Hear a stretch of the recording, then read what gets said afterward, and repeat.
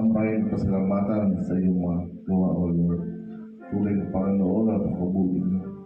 Salamat sa inyong awa, sa inyong habag, sa iyong grasya na kinamala sa bawat sa amin. Nakam kami, O Lord, ng iyong pag-ibig at ang kaligtasan na nagmumula sa iyong pangalan. Our Savior, Sanctifier, Healer, and Coming King. Na nasa iyo lahat na, O Lord, at kulang aming mga labi upang sabihin ang kabutihan na ginawa niyo para sa amin. Salamat, O Diyos, sa isang linggo na iyong pinagkaloob sa amin. Luke 1:37, nothing is possible with God. Luke 18:1, always pray and never give up.